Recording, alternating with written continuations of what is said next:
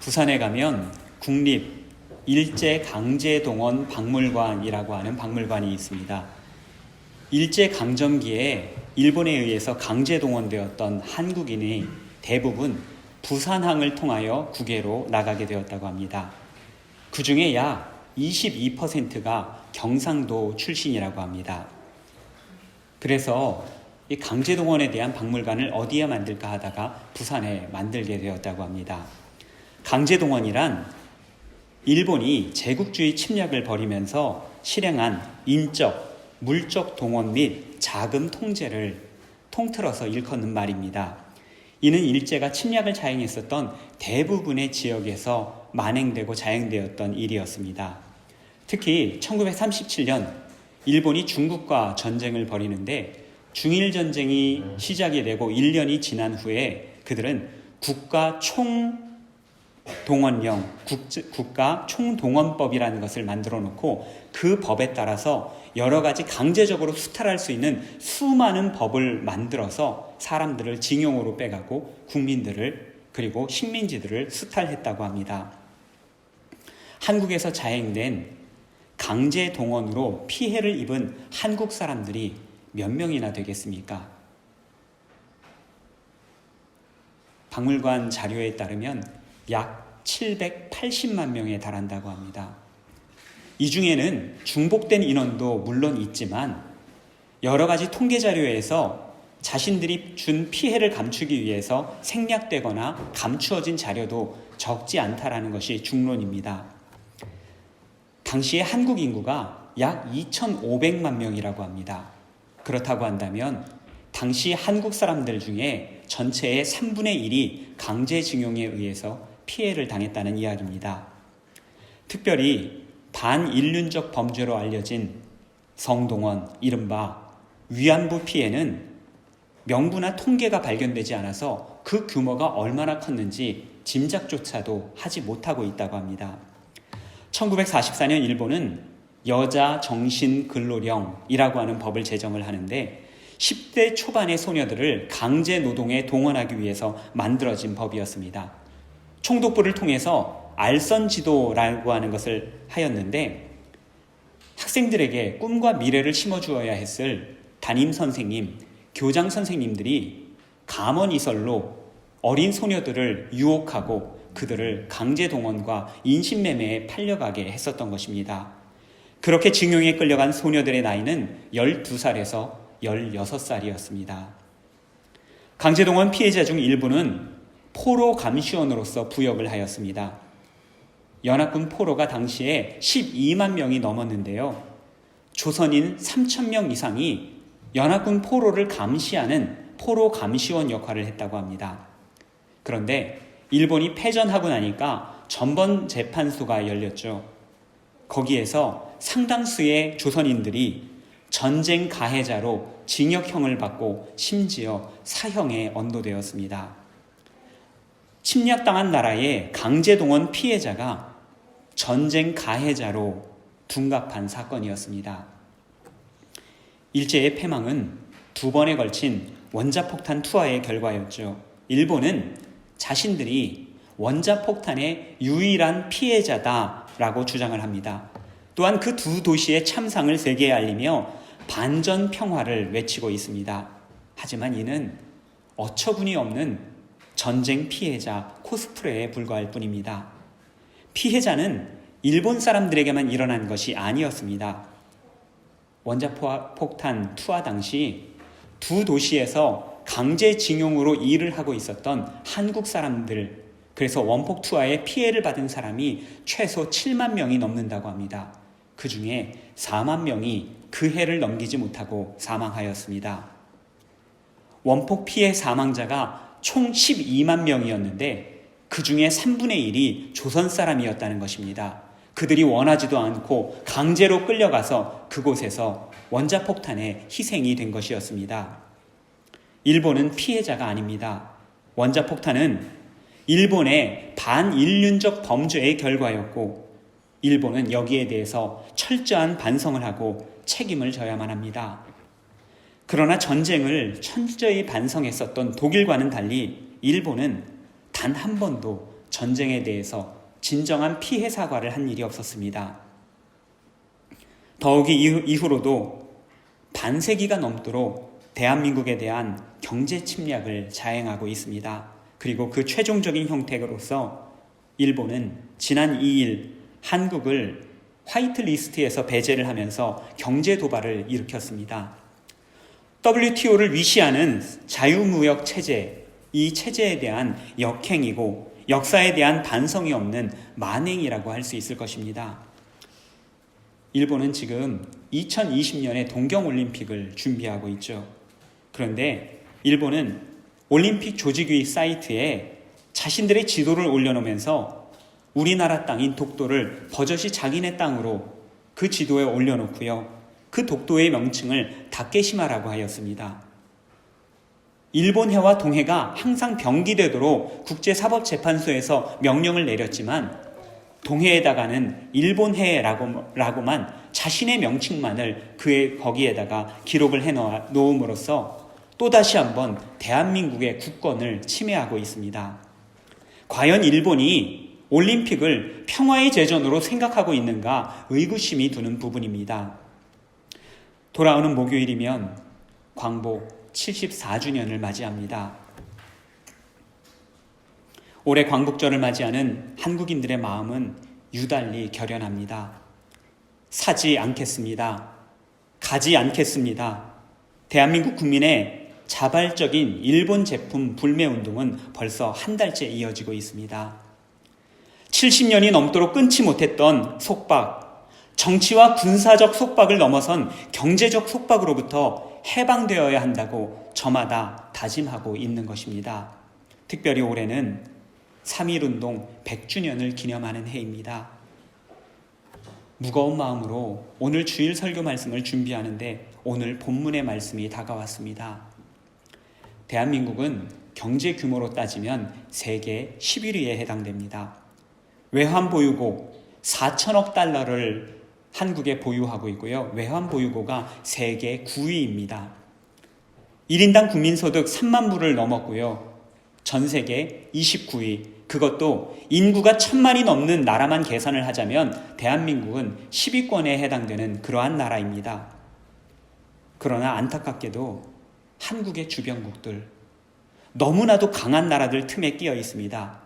중국은 경제 규모 세계 2위, 외환 보유고는 압도적인 세계 1위, 일본은 경제 규모 세계 3위, 외환 보유고 압도적인 세계 2위입니다. 21세기의 한국은 세계 어느 나라도 얕잡아 볼 수 없는 나라가 되었지만 유독 주변 국가만은 한국을 얕잡아 봅니다. 오늘 본문의 골리앗이 다윗을 쳐다보는 시선과 우리 주변국들이 대한민국을 쳐다보는 시선이 무척이나 닮아 있지 않습니까? 오늘 우리는 구약의 가장 위대한 인물의 한 사람으로서 다윗을 만납니다. 그는 골리앗을 물리쳤고 다윗 왕국을 건설하였습니다. 그런데 우리가 다윗을 너무나도 잘 알고 있는 나머지 다윗 이야기만 하면 그래, 다윗이 곧 골리앗을 이기고 물맷돌을 던져서 이겼지, 담대하게 아주 멋졌어. 어른들뿐만 아니라 주일학교 가서도 다윗 이야기만 나오면 저 그 얘기 알아요. 손들고 그 이야기를 아이들은 다 해버립니다. 다윗 이야기를 나눌 때면 이미 스포일러를 통해서 결말을 알고 보는 영화처럼 너무 심심하고 재미없게 오늘 본문을 대할 때가 있습니다. 그래서 다윗이 골리앗 앞에 섰습니다 라고 이야기할 때도 우리 마음속에는 전혀 긴장감이 돌지가 않습니다. 그러나 이러한 스포일러 없이 오늘 우리가 이 본문을 처음 대한다고 생각해 보시고 골리앗이라고 하는 거대한 거인이 처음 나타났고 그 앞에 조그마한 다윗이 그 앞에 맞서고 있다라고 한번 상상해 보시기를 바랍니다. 어떻게 감히 다윗이 골리앗 앞에 설 수 있었을까? 다윗의 탁월했었던 점들은 무엇일까? 오늘 함께 나누어 보려고 합니다. 첫째로 다윗은 하나님의 기준, 하나님의 관점으로 바라볼 줄 알았습니다. 본문은 세상의 기준과 하나님의 기준이 얼마나 다른가, 어떻게 다른가를 우리에게 잘 보여주고 있죠. 이 골리앗이라고 하는 사람은 역사상 가장 위대한 전사 중에 하나였습니다. 그러나 다윗은 그저 평범한 양치기였습니다. 골리앗 앞에 서 있던 다윗의 모습이 어떠했겠습니까? 그는 골리앗의 연습 상대조차 되지 않는 사람이었습니다.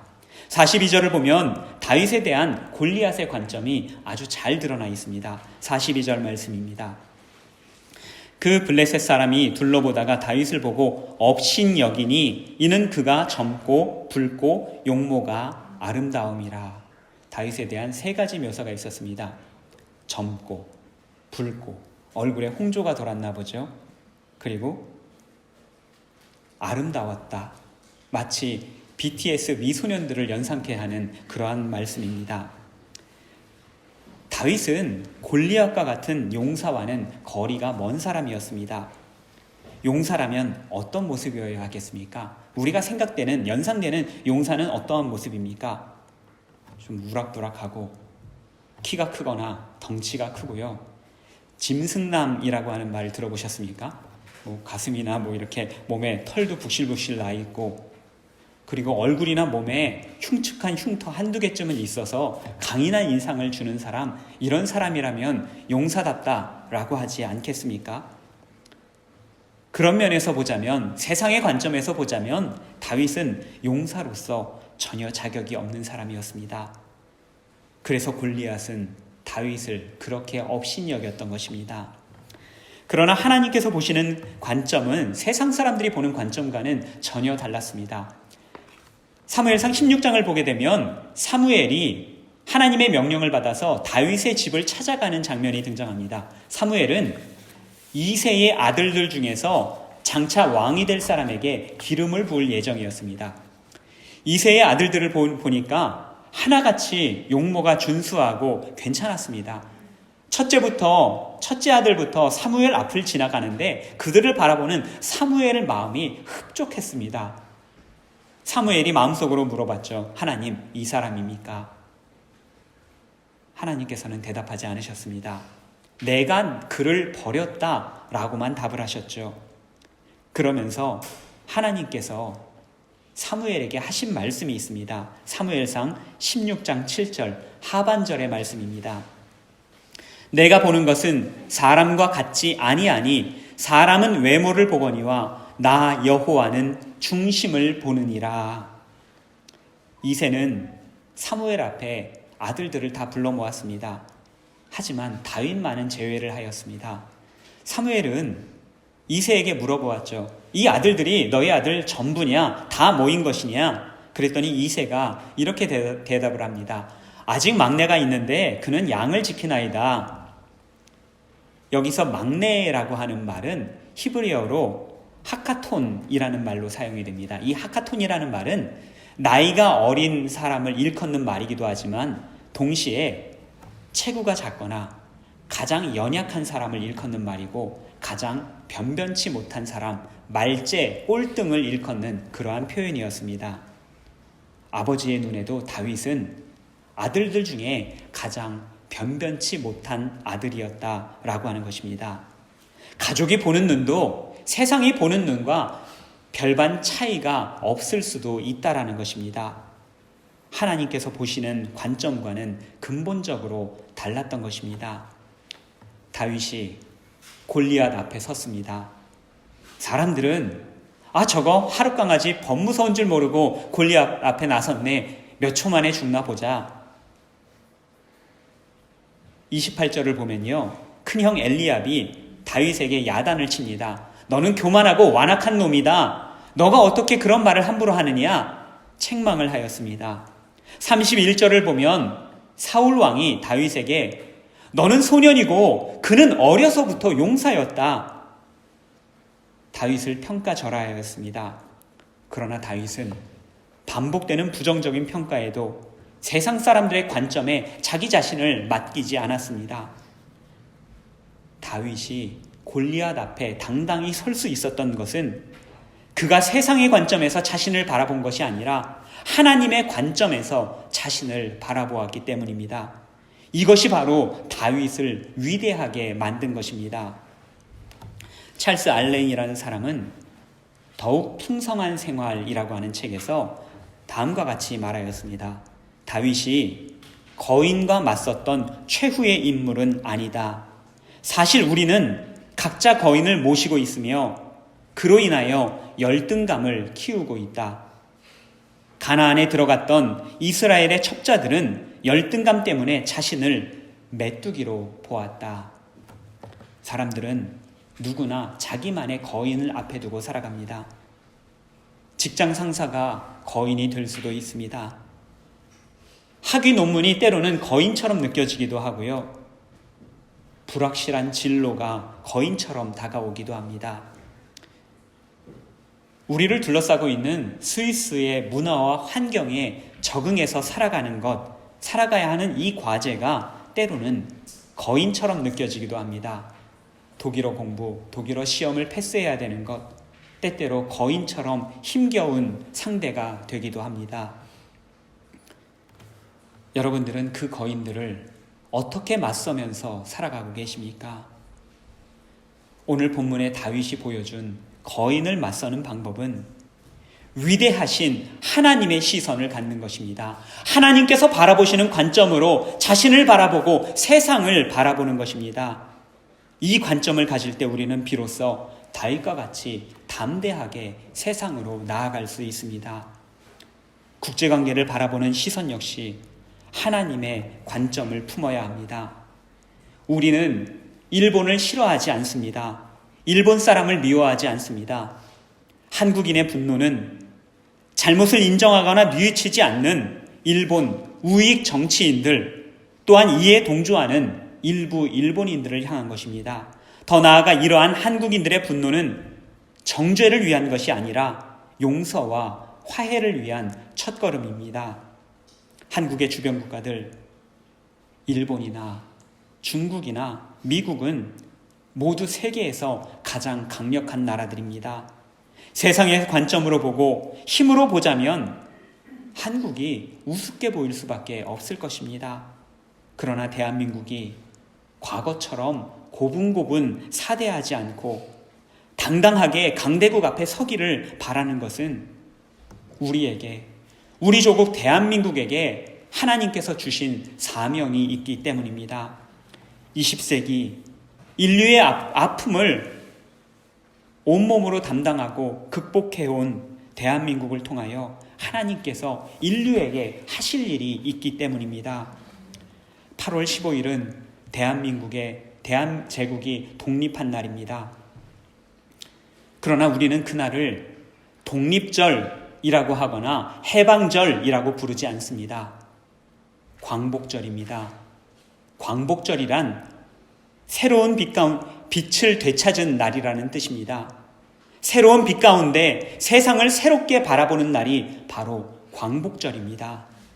세상의 시선, 강대국의 시선으로부터 독립하는 것, 그래서 우리를 부르시는 하나님의 부르심을 깨닫고 하나님의 계획을 찾아가는 것, 이것이 바로 진정한 광복입니다. 한국이 어려운 상황을 마주하고 있습니다. 환율도 어려워지고요. 주가도 요동치고 있습니다.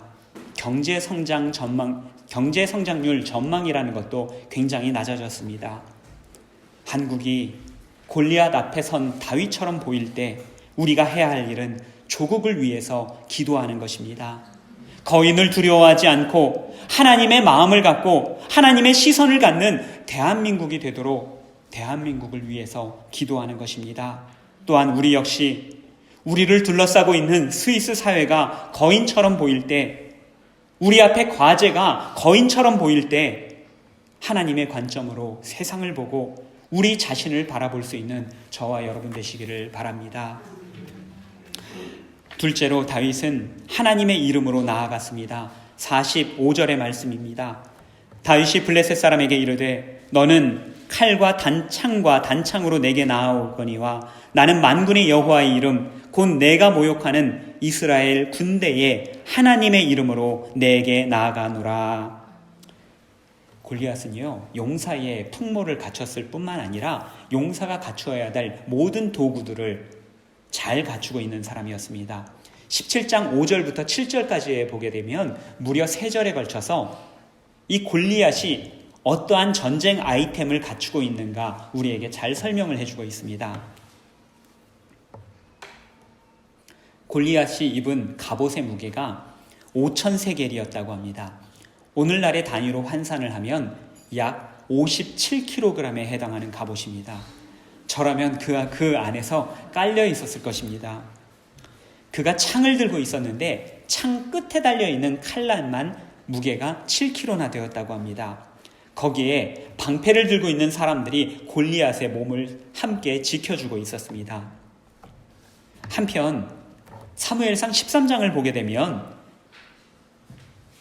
당시에 이스라엘 군인들 중에서 칼이나 창을 가지고 전쟁에 임했던 사람은 딱 2명밖에 없었습니다. 사울 왕 그리고 왕자 요나단. 그럼 다른 군인들은 뭐냐? 뾰족하게 깎은 막대기 그리고 돌멩이를 가지고 전쟁터에 나갔습니다.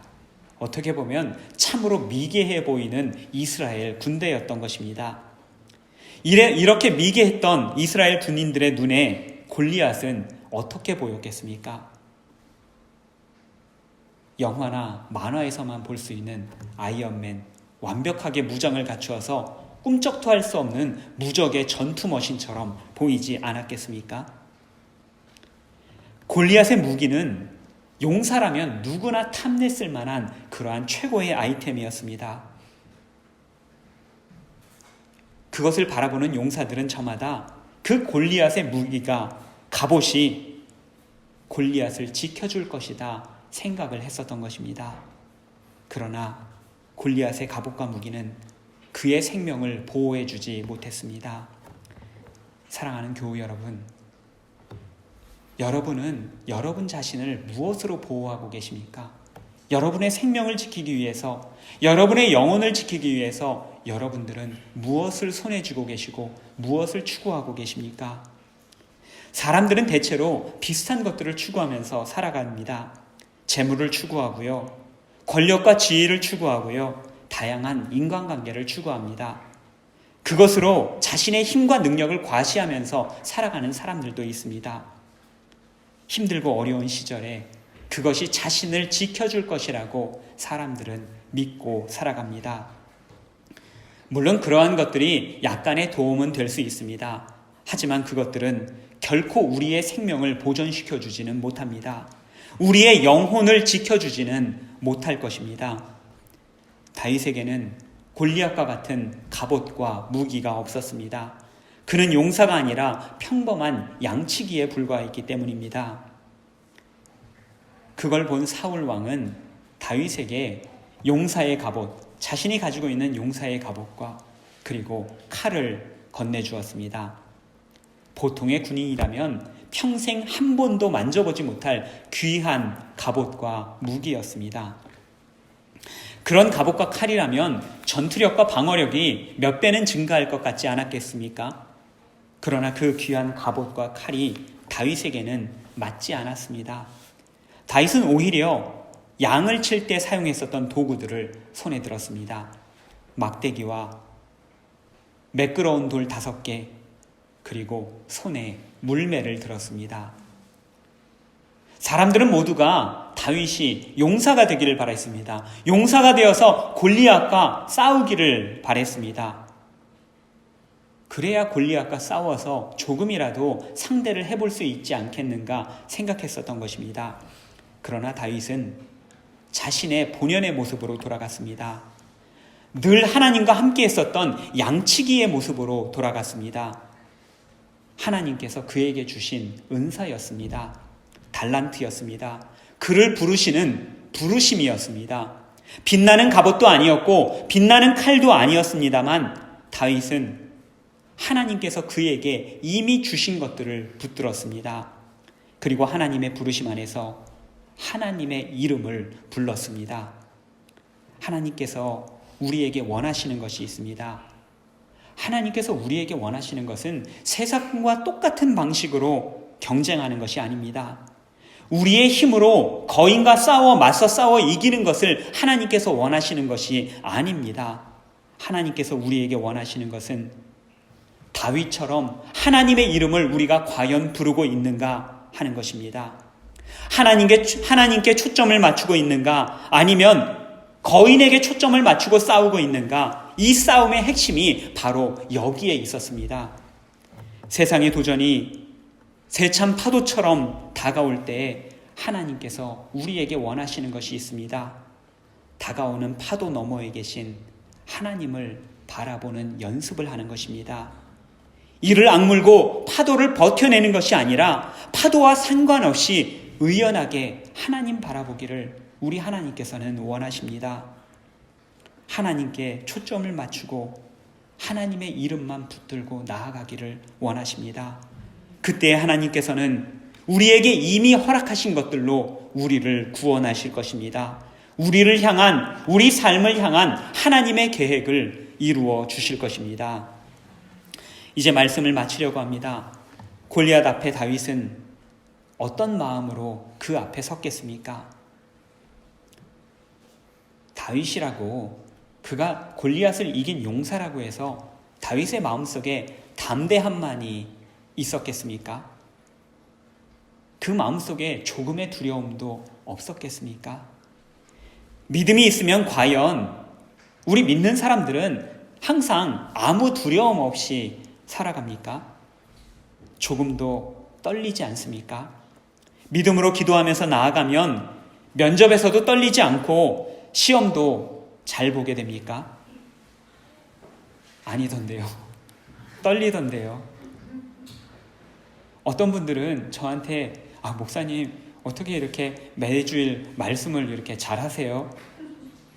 저도 매주일 여기 나올 때마다 떨립니다. 떨려서 더 기도하는데 기도하면 어쩔 때는 더 떨립니다. 기도 안 해서 그런 것이겠습니까? 믿음이 없어서 그런 것이겠습니까? 아닙니다. 우리 모두는 떨립니다. 두렵습니다. 그래서 기도합니다. 세상에 무릎을 꿇지 않기 위해서 기도합니다. 오직 하나님께만 무릎 꿇기 위해서, 세상에 무릎 꿇지 않기 위해서 하나님께 무릎을 꿇는 것입니다. 두려움 속에서 하나님께 무릎 꿇는 결단, 이것이 바로 용기입니다. 그렇게 한 걸음 두 걸음 우리 주님께 우리의 삶을 내맡기는 것, 이것이 바로 믿음이라는 것입니다. 이 믿음이 있었기에 다윗은 물매를 들 수 있었고 골리앗 앞에 담대하게 설 수 있었던 것입니다. 앤 킬링구르라는 사람이 죽음에 관하여 라고 하는 시를 썼습니다. 그 시의 마지막에는 다음과 같은 구절이 있습니다. 이스라엘의 옛세대는 이렇게 유치한 두려움을 풍성히 갖고서 약속의 땅을 중지시켰다. 그들은 거인의 환상을 보고서 가기를 거절했지만 가나안은 정령 젖과 꿀이 흐르리라. 거인에 대한 두려움을 가졌던 이스라엘 백성들은 출애굽 행진을 멈추었습니다. 가나안은 젖과 꿀이 흐르는 땅이었지만 그들은 그 잘못된 환상 때문에 결국 가나안에 들어가지 못하고 광야에서 모두 죽음을 맞이하고 말았습니다. 수백 년이 흘러서 사울왕과 함께 이스라엘은 작은 나라를 만들었습니다. 그러나 그 나라 역시 거인에 대한 두려움으로 그들은 외세를 막아내지 못했고요. 약탈당하고 빼앗기면서 살았습니다. 그러나 거인을 주목하지 않고 하나님을 주목했었던 다윗이 거인을 쓰러뜨렸습니다.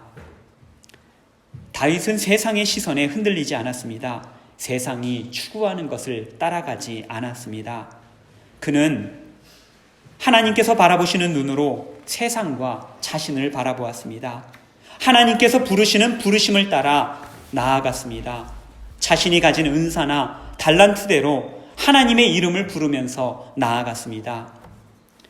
중세의 카톨릭은 역사상 가장 강력한 거인이었고 가장 강력한 괴물이었습니다. 그 앞에 하나님의 말씀을 들고 맞섰던 츠빙글리는 이런 말을 남겼습니다. 그분 한 분만 의지하고 나누어지지 않은 온전한 믿음으로 그분을 신뢰하라. 광복절이 다가옵니다. 우리 대한민국의 모든 그리스도인 역시 츠빙글리가 말했었던 그분 한 분만 의지하고 나누어지지 않는 온전한 마음으로 하나님을 신뢰하는 이 믿음이 있기를 소망합니다. 사랑하는 교우 여러분, 여러분이 가지고 있는 물매는 무엇입니까? 하나님의 이름을 부르며 하나님께서 우리에게 주신 것들을 꼭 쥐고 나아가는 저와 여러분 되시기를 바랍니다. 하나님의 빛 가운데 우리 자신과 우리의 민족과 세상을 새롭게 바라볼 수 있는 우리 모든 그리스도인들 되기를 바랍니다. 또한 주님께서 부르시는 부르심대로 은사와 달란트대로 거인이 아닌 하나님만을 바라보며 하나님의 뜻을 이루어 가시는 저희 베른하님교회 모든 교우님들 되시기를 간절히 바랍니다. 기도하겠습니다. 동방의 가난한 나라, 작은 민족에게 다시 빛을 찾아주신 주님 감사드립니다. 복음으로 우리 민족을 인치시고 오늘 이때까지 인도해 주셨습니다. 세상의 지원을 받던 나라가 이제는 지원하는 나라가 되었습니다. 뒤늦게 복음을 받아들은 나라가 이제는 선교하는 나라가 되었습니다. 여전히 우리 앞에는 수많은 거인이 우리를 둘러싸고 있지만 끝까지 하나님만 주목하며 나아가겠습니다. 성령님, 저희의 어두운 눈은 가려주시고 믿음의 눈으로 세상을 바라보게 하여 주시옵소서. 성령 충만하여 두려움 속에서도 기도로 믿음으로 승리하는 저희 또한 저희 조국 대한민국 되게 하여 주시옵소서. 예수님 이름으로 간절히 기도드립니다. 아멘.